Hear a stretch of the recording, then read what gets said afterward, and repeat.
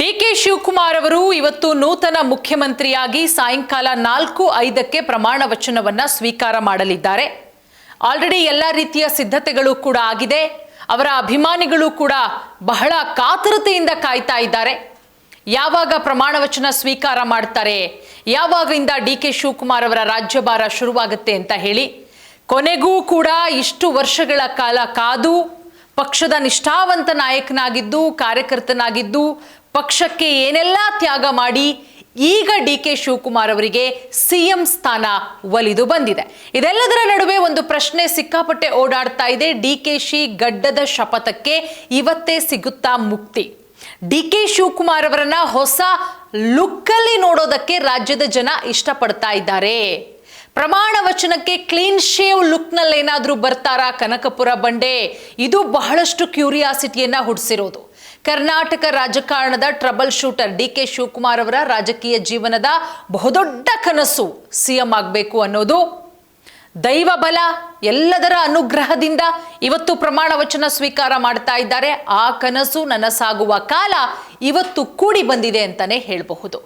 ರಾಜ್ಯದ ಅತ್ಯುನ್ನತ ಮುಖ್ಯಮಂತ್ರಿ ಪೀಠವನ್ನ ಇವತ್ತು ಅಲಂಕರಿಸ್ತಾ ಇದ್ದಾರೆ ಡಿಕೆ ಶಿವಕುಮಾರ್ ಅವರು. ಇದರ ನಡುವೆ ಕಳೆದ ಕೆಲವು ವರ್ಷಗಳಿಂದ ಇಡೀ ರಾಜ್ಯದಲ್ಲಿ ಬಹಳಷ್ಟು ಕುತೂಹಲ ಮೂಡಿಸಿದ್ದಂತಹ ಅವರ ಗಡ್ಡದ ರಹಸ್ಯ ಮತ್ತು ಅದರ ಹಿಂದಿನ ಶಪಥದ ಕುರಿತು ಒಂದಷ್ಟು ಚರ್ಚೆಗಳು ಕೂಡ ಶುರುವಾಗಿದೆ.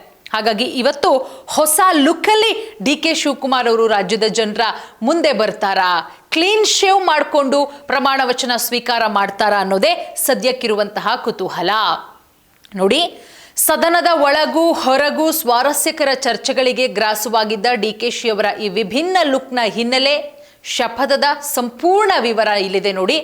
ಯಾವಾಗಲೂ ಕೂಡ ಕ್ಲೀನ್ ಶೇವ್ ರೂಪದಲ್ಲೇ ಡಿಕೆ ಶಿವಕುಮಾರ್ ಅವರು ಕಾಣಿಸ್ಕೊಳ್ತಾ ಇದ್ರು. ಡಿಕೆ ಶಿವಕುಮಾರ್ ಅವರು 2019ರಲ್ಲಿ ಇಡಿ ಬಂಧನಕ್ಕೆ ಒಳಗಾಗಿ ತಿಹಾರ್ ಜೈಲು ಸೇರ್ಬೇಕಾಗಿ ಬಂದಾಗ ಗಡ್ಡ ಬಿಡೋದಕ್ಕೆ ಆರಂಭ ಮಾಡ್ತಾರೆ. 50 ದಿನಗಳ ಕಾಲ ತಿಹಾರ್ ಜೈಲಲ್ಲಿ ಇರ್ತಾರೆ. ಆ ವರ್ಷದ ಅಕ್ಟೋಬರ್ 23ರಂದು ಜೈಲಿನಿಂದ ಹೊರಬಂದಂತಹ ಅವರು ನನ್ನ ಶಪಥ ಈಡೇರೋವರೆಗೂ ಕೂಡ ನಾನು ಕ್ಲೀನ್ ಶೇವ್ ಮಾಡೋದಿಲ್ಲ ಅಂತ ಹೇಳಿ ಪಣ ತೊಡ್ತಾರೆ.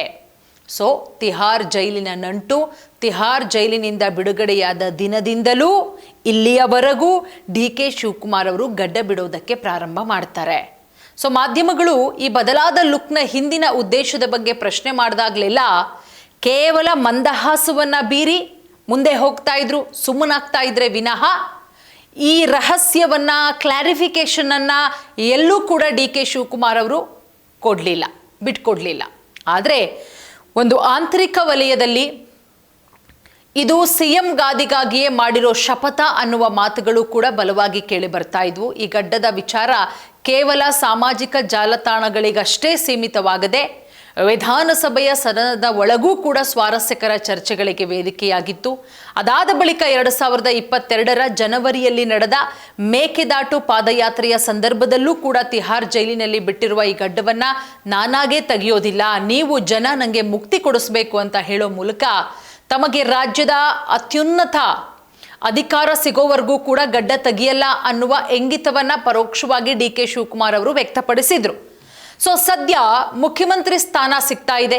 ಇವತ್ತು ಸಾಯಂಕಾಲ 4:05ಕ್ಕೆ ಶುಭ ಮುಹೂರ್ತದಲ್ಲಿ, ಶುಭ ಲಗ್ನದಲ್ಲಿ ಡಿಕೆ ಶಿವಕುಮಾರ್ ಅವರು ಪ್ರಮಾಣ ವಚನವನ್ನ ಸ್ವೀಕಾರ ಮಾಡ್ತಾ ಇದ್ದಾರೆ. ಸೊ ಹಾಗಾಗಿ ತಮ್ಮ ಗಡ್ಡಕ್ಕೆ ಮುಕ್ತಿ ಕೊಟ್ಟು ಹಳೆ ರೂಪಕ್ಕೆ ಮರಳುತ್ತಾರಾ ಅನ್ನುವ ಕುತೂಹಲ ಕೂಡ ಬಹಳಷ್ಟು ಕಾಡ್ತಾ ಇದೆ.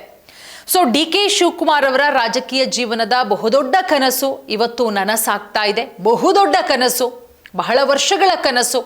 ಈ ಮಹತ್ವದ ಬೆಳವಣಿಗೆಯ ನಡುವೆ ಕಳೆದ ಕೆಲವು ವರ್ಷಗಳಿಂದ ರಾಜ್ಯ ರಾಜಕಾರಣದಲ್ಲಿ ಬಹಳ ಕುತೂಹಲ ಮೂಡಿಸಿದ್ದ ಡಿಕೆಶಿ ಅವರ ಗಡ್ಡದ ರಹಸ್ಯ, ಅದರ ಶಪಥದ ಕುರಿತು ಸೋಷಿಯಲ್ ಮೀಡಿಯಾದಲ್ಲಿ ಸಿಕ್ಕಾಪಟ್ಟೆ ಚರ್ಚೆಗಳು ಕೂಡ ಆಗ್ತಾ ಇತ್ತು.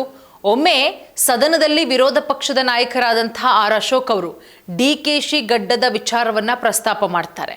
ಡಿಕೆ ಶಿವಕುಮಾರ್ ಅವರು ಶೀಘ್ರದಲ್ಲೇ ಗಡ್ಡ ತೆಗಿತಾರೆ ಅನ್ನೋ ಮಾಹಿತಿ ನನಗೆ ಸಲೂನ್ನವರಿಂದ ಬಂದಿದೆ, ಅವರ ಶಪಥವಾದರೂ ಏನು ಅಂತ ಕಾಲೆಳೆದಿರ್ತಾರೆ. ಇದಕ್ಕೆ ಆಡಳಿತ ಪಕ್ಷದ ಪರವಾಗಿ ಧ್ವನಿ ಎತ್ತಿದಂತಹ ಸಚಿವ ಕೃಷ್ಣ ಬೈರೇಗೌಡರು ಅವರು ದೇವಸ್ಥಾನಕ್ಕೆ ಹೋದಾಗ ಗಡ್ಡ ಬಿಡ್ತಾರೆ, ಅಜ್ಜಯ್ಯನವರ ಆದೇಶವಾದಾಗ ಅದನ್ನು ತೆಗೀತಾರೆ ಅಂತ ಹೇಳಿ ತಿರುಗೇಟನ್ನ ಕೂಡ ಕೊಟ್ಟಿರ್ತಾರೆ. ಸದ್ಯ ಸಿಎಂ ಪಟ್ಟ ಅಲಂಕರಿಸೋದು ನಿಶ್ಚಿತವಾಗಿದೆ. ಪದಗ್ರಹಣದ ದಿನ ಇವತ್ತು. ಡಿ ಕೆ ಶಿವಕುಮಾರ್ ಅವರು ತಮ್ಮ ಹಳೆಯ ಕ್ಲೀನ್ ಶೇವ್ ಲುಕ್ನಲ್ಲಿ ಕಾಣಿಸ್ಕೊಳ್ತಾರಾ, ಅಥವಾ ಅಂದರೆ ಹಳೆ ಲುಕ್ಕು ಕ್ಲೀನ್ ಶೇವ್ ಲುಕ್ಕಲ್ಲಿ ಕಾಣಿಸ್ಕೊಳ್ತಾರಾ ಅನ್ನೋದೇ ಅಭಿಮಾನಿಗಳ ಬಹಳಷ್ಟು ಕಾತರ. ಸೊ ಎಲ್ಲ ಪ್ರಶ್ನೆಗಳಿಗೂ ಇವತ್ತಿನ ಪ್ರಮಾಣ ವಚನ ಸಂದರ್ಭದಲ್ಲಿ ಉತ್ತರ ಸಿಗುತ್ತೆ. ನೋಡೋಣ. ಇಷ್ಟು ವರ್ಷಗಳ ಕಾಲ ಕಾದಿರೋದಕ್ಕೆ ಪಕ್ಷದಿಂದ ಒಂದು ಒಳ್ಳೆಯ ಹುದ್ದೆ, CM ಆಗ್ತಾ ಇದ್ದಾರೆ. ನಾಳೆಯಿಂದ ಡಿ ಕೆ ಶಿವಕುಮಾರ್ ಅವರ ರಾಜ್ಯಭಾರ ಇವತ್ತು ಸಾಯಂಕಾಲದಿಂದಲೇ ಆರಂಭ ಆಗುತ್ತೆ. ಉತ್ತಮ ಆಡಳಿತವನ್ನು ಕೊಡಲಿ ಅನ್ನೋದು ನಮ್ಮ ಆಶಯ ಕೂಡ. ರಾಜ್ಯದ ಜನ ಕೂಡ ಬಹಳಷ್ಟು ಕುತೂಹಲದಿಂದ ಕಾಯ್ತಾ ಇದ್ದಾರೆ. Once again D K Shivakumar ಅವರಿಗೆ ನಾವು ಕೂಡ ಆಲ್ ದಿ ಬೆಸ್ಟ್ ಹೇಳೋಣ.